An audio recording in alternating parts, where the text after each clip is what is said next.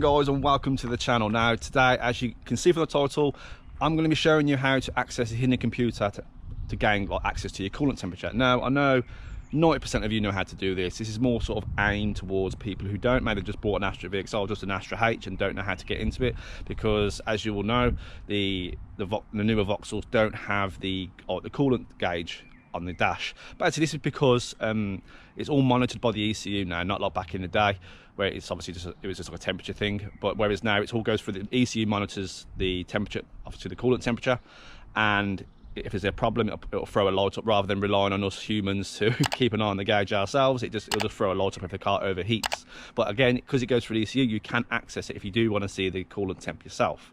So I'm going to be showing you that, and there's a few other little things on there. I'll explain what all those mean. Also, engine update. Basically, it's booked into Vinny for next week to have the cams fitted, the springs, the valve stem seals, the lifters, and the cam bolt kit and the water pump. The clutch is in now. I've done about 150 miles on it, so it's still bedding in. It's a lot less harsh. When I first had it done, it was really harsh. I didn't really like it. I was a bit worried about it, to be honest, because it just felt so bitey. Whereas now I'm starting to bed it in now. It's not as harsh. It seems better. It's holding now. I've not put my foot down loads, but it seems to be holding better than it was. When they took the clutch out, the clutch plate was fine. There was loads of meat on it. However, the pressure plate looked a bit dead, so that was probably obviously why the clutch was slipping. So yeah, I'll put you in the car now. I'll show you how to access the coolant and the temperature and everything, all the other little silly little things that are on it. I'll explain these to you as well. So let's make a start. Okay, so the first thing you need to do is obviously put your ignition on. So if you've got push button, just press that once. Again, if you've got the key one, just turn your key till the ignition comes on. So position 2. Then what you need to do here is a settings button. Hold this button and you'll hear a beep. Right, you heard that? So now what you have to do is you press the BC button. You bring the, obviously range whatever you got on, and then it brings up that. Okay, so the HW is the hardware version and the hardware production date. And then you press it again. Then it's a software version and the software development date. Then you want to keep going. I'm not sure what a couple of these mean. Dim. I'm guessing that's some sort of setting if you've got your lights dimmed a little bit. Obviously mine's set to none. This one is the LCD, temperature of the actual LCD itself, so it's 52. And the battery, this U30 is the battery voltage. As you can see, mine's showing 11.5. My battery's on its way. I could probably do a new one, which is, so that's why it's showing 11.5 instead of the 12. It's not obviously too bad. And the car starts and everything else, but I do need a new battery, which I already know. So that's obviously another thing on my to-do list once I've done everything else. But that's at the bottom. I'm not really bothered about that in a minute. And so you press the BC button again. RDS, which is the real time from the radio tuner. It's obviously not showing anything at the minute. And this is the one you want. Basically, V is the vehicle speed. So if you want a digital vehicle speed, obviously it shows up on there.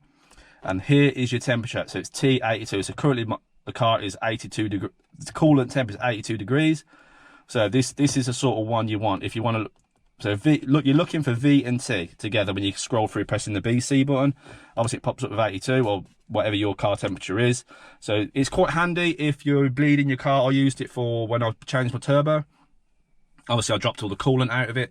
And so obviously I wanted to keep an eye and make sure the car wasn't overheating. Even though I knew it'd throw a light up, it's just basically, I could just keep an eye and see what it was doing. If the temperature was racing up fast, that would show me there was an air leak, an airlock sort of thing, but it didn't, obviously didn't. But it's just a good way to keep, if you want a physical sort of number of what your car temperature is. Sometimes it's quite handy in traffic, stuff like you just want to keep an eye on it. Even though, like I said, it will bring a light up on the dash. It's just if you just want to see, if you're just curious. But yeah, so that is basically how you access the computer and some of the things, what some of the code. I don't know all the codes, what they all mean. You probably can Google it and you can find out yourself. But I've done a bit of Googling. I just had a quick look just to see what the actual codes mean.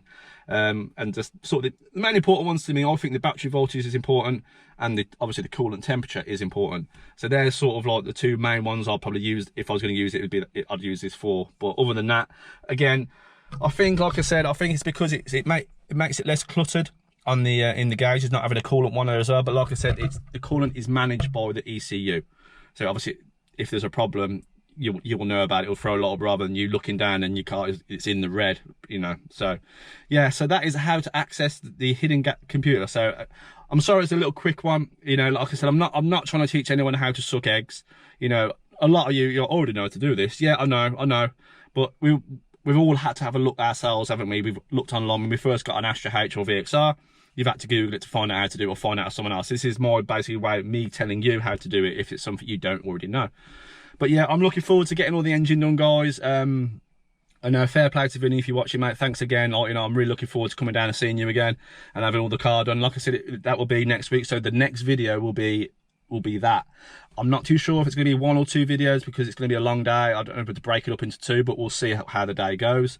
But yeah, I'm looking forward to it. I'm still a bit nervous about the cam, how I'm going to feel about how the car idles, like, you know, like the lumpy idle, but we'll see how it goes. So as always, guys, thanks for watching. Make sure you subscribe if you're new, drop a like if you enjoyed the video. I always appreciate it, and hit a comment if you want to, if you know what some of the other ones mean on the codes that I don't, and I'll always reply to all comments. So as always, I'll see you on the next one.